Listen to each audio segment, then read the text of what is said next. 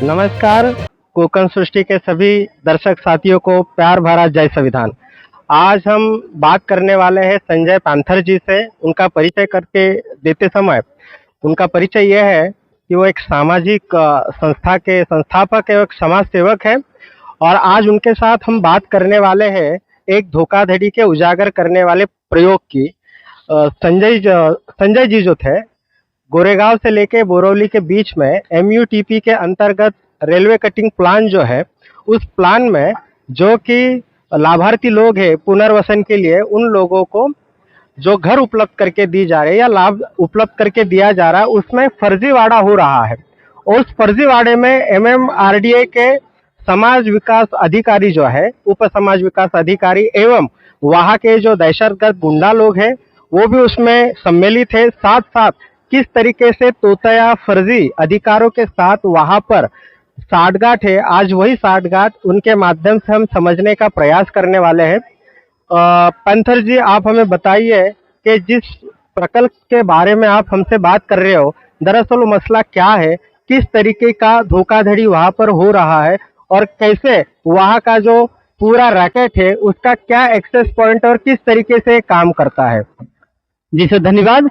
आपके चैनल के माध्यम से मैं बताना चाहता हूं और शासन प्रशासन को मैं अवगत कराते हुए यह मैं उजागर करना चाहता हूं कि एमयूटीपी रेलवे कटिंग प्लान में बड़ा फर्जीवाड़ा दलालों और अधिकारियों के द्वारा मिलीभगत से किया जा रहा है। तो जिसके लिए ये एक मैं आरटीआई मैंने मारा जानकारी के लिए, इसलिए कि वहाँ जो सही लोग हैं, जो वहाँ झोपड़ी धारक हैं, उनको नहीं मिला घर, और जो बाहर से लोग हैं उनको फर्जी पुरावे तैयार करके उनको घर दिया जा रहा है।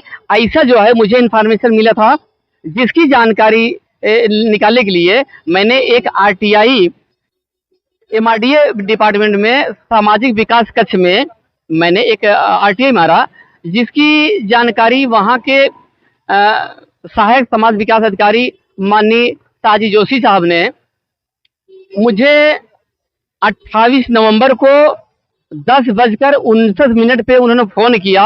बोले आपका डबल पेपर हो गया है, डबल पेपर मेरे पास आया है, उसके लिए आप आ जाओ ऑफिस। तो मैं उस जानकारी लेके उनको मैंने बताया कि सर ठीक है, हमको पूछे कि कितने बजे आप आ सकते हो। बोला सर लगभग 1-1:30 बजे मैं आ सकता हूँ। तो मैं हॉस्पिटल जाने की वजह से मैं लगभग 2:30 बजे मैं उनके ऑफिस में पहुंचा। तो उनसे मैं मिला तो बोले कि आप 5 मिनट वेट करो, फिर आपको मैं बुलाता हूँ। मैं 5 मिनट वेट किया तो लगभग 10 मिनट बाद उनके ऑफिस की एक मैडम मुझे बुलाई कि आ जाओ, साहब आपको बुला रहे हैं। जब मैं उनसे मिलने गया तो वहाँ जोशी साहब अकेले बैठे थे। 10 मिनट बाद जब हमको बुलाए तो वहाँ 3 अतिरिक्त लोग जो है वहाँ बैठे थे, जो कि मैं पहचानता नहीं था।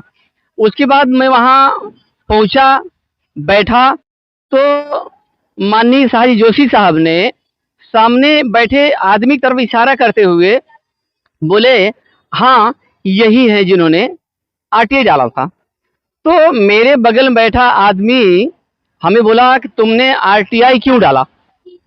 तो मैंने उनसे पूछा सर आपको तो मैं नहीं पहचाना, आप कौन हो, लेकिन मैं एक सरकारी विभाग में मैं कुछ जानकारी लेने के लिए मैं सरकारी ऑफिसर से मैंने आरटीआई मारा है, जो कि मेरा संवैधानिक अधिकार है।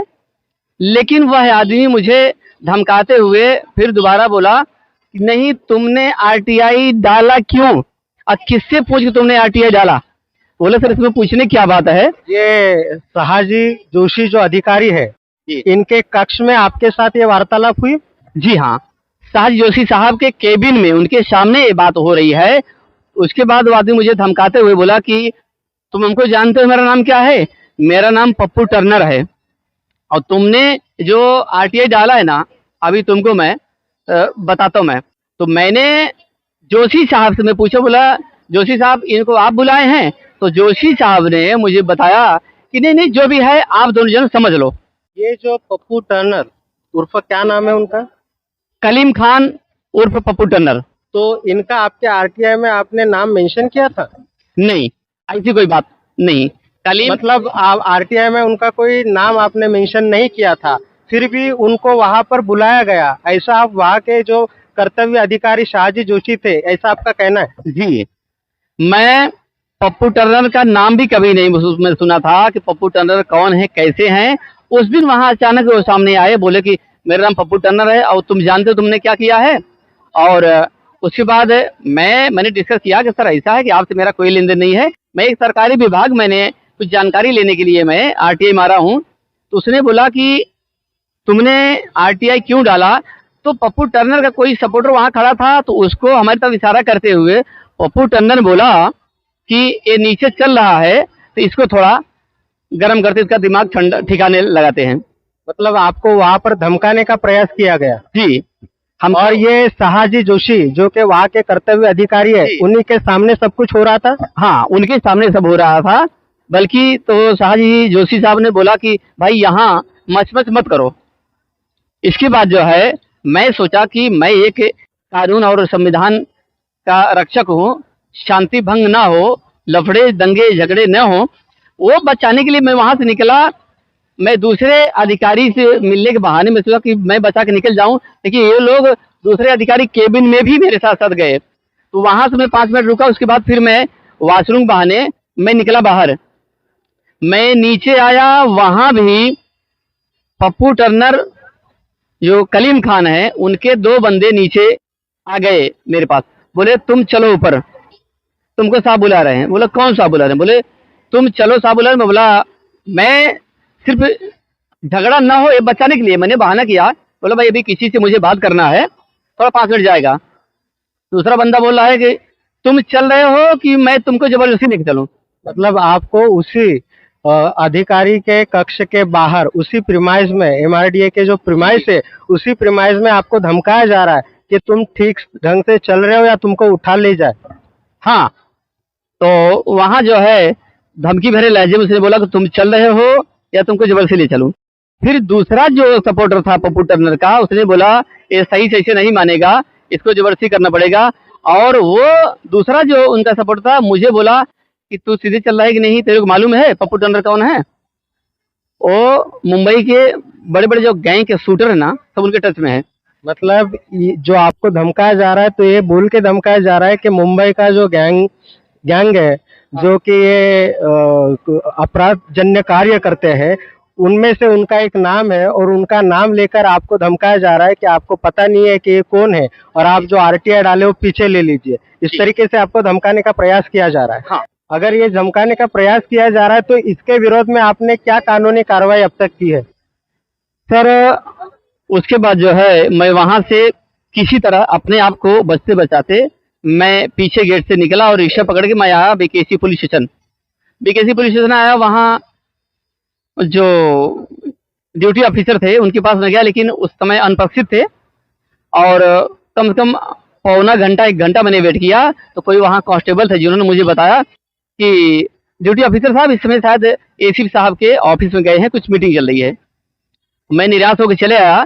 तो मैं दूसरे दिन मैंने लिखित शिकायत जो है एमआरडीए कमिश्नर साहब को और डीसीपी साहब परिमंडल 8 बीकेसी और senior police inspector BKC police station को मैंने लिखित शिकायत की। उसके बाद लगभग 1 हफ्ते बाद बीकेसी पुलिस स्टेशन के पुलिस इंस्पेक्टर श्री बालाजी दहीफले साहब ने मुझे कॉल किया कि आपका ऐसा कुछ कंप्लेन है, आप आ जाओ। मैं गया, मिला माननीय बालाजी दहीफले साहब जो पुलिस इंस्पेक्टर बीकेसी के हैं। उन्होंने एक कर्तव्यनिष्ठ अधिकारी हैं और अपना जो है दायित्व निभाते हुए उन्होंने अच्छे से मुझे जो है बताया, समझाया, मेरा कंप्लेन लिया। उन्होंने बोला कि आप ये सही कर रहे हो, आपका राइट है जानकारी लेना, और लोगों ने गलत किया है, इस पे जो भी होगा हम उचित कार्यवाही करेंगे। तो माननीय बालाजी दहीफले साहब पुलिस इंस्पेक्टर ने मेरा स्टेटमेंट लेकर हमें बोले अभी आप जाओ, ये जो है मैं अभी आपकी शिकायत जो है एमआरडीए कमिश्नर को भी मैं भेज रहा हूं कि आपके विभाग में ऐसा ऐसा चल रहा है।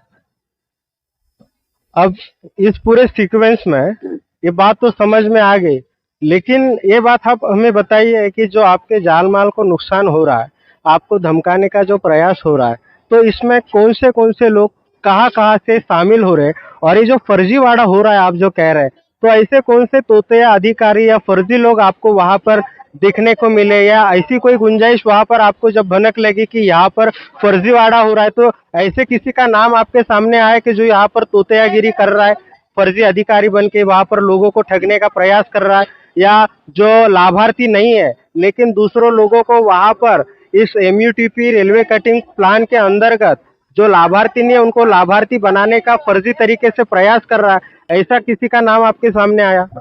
जी हाँ सर, मेरा एक सामाजिक जिम्मेदारी निभाते हुए कि लोगों को न्याय मिले, लोकतंत्र बचा रहे, और जो वहाँ गरीब जनता है, जो झोपड़ी धारक हैं, उनको सही लोगों को घर मिले और फर्जीवाड़ा ना हो, और कि कल ये लोग दलाल और अधिकारी मिलके ये फर्जीवाड़ा इनका न रुके, इसके लिए हमें या हमारे परिवार के लोग जान माल के नुकसान भी पहुंचा सकते हैं। ऐसी मेरी दरखास्त है आप। धन्यवाद संजय पांथर जी। तो आप सबने सुना कि किस तरीके से फर्जीवाड़ा जो कि एमयूटीपी रेलवे कटिंग प्लान के अंतर्गत जो कि गोरेगांव से लेके बरेली के बीच में जो कि लाभार्थी होने चाहिए, जिनको पुनर्वसन जिनके लोगों का किया जा रहा है, जिनको आवास उपलब्ध करके दिया जा रहा है, इस आवास में जो मूलतः लाभार्थी होने चाहिए उन लोगों को वहां पर न रखते हुए अन्य दूसरे अनधिकृत पद्धति से लोगों को वहां पर फिट किया जा रहा है, उनको बिठाया जा रहा है, और उसके लिए तोता या फर्जी तरीके से एमआरडीए के अधिकारी के नाते वहां पर एक रैकेट चल रहा है। और इस रैकेट को कानूनी तरीके से कानूनी तरीके से या कानून की मदद लेते हुए साहाजी जोशी जैसे अधिकारी इनकी साठगांठ वहां के जो दहशतगर्द है, वहां के जो समाज कंटक है, माफ कीजिए कलीम खान जी और पप्पू टनल, इन लोगों के द्वारा से किया जा रहा है। और जो कि वहां पर स्वयंसेवक या समाज के लिए उत्तरदायित्व की भावना रखने वाले पैंथर जी जैसे लोग हैं, उनके जीवन को, जान माल को नुकसान होने की गंभीर परिस्थिति वहां पर उपलब्ध हो चुकी है। हम कोकण सृष्टि से भी इस मामले में प्रशासन से ये अपील करते हैं कि अगर इस तरीके का कोई धोखाधड़ी वहां पर हो रहा है तो प्रशासन जल्द से जल्द ऐसे धोखाधड़ी को रोके, जो गलत है उनके खिलाफ कड़ी से कड़ी कानूनी कार्रवाई करे, एवं जो सच में लाभार्थी है उनके लिए उस प्रकल्प का अत्यंत सेवा भाव से लोकार्पण हो, अत्यंत प्रामाणिकता के साथ लोगों के लिए वो कार्य हो। आने वाले समय में कोकण सृष्टि इस मसले में आगे कौन सा मोड़ आता है जानने के लिए और लोगों के सामने रखने के लिए फिर से आप सबके सामने हाजिर होगी। मैं मंगेश वाघमारे, देखते रहिए कोकण सृष्टि। धन्यवाद।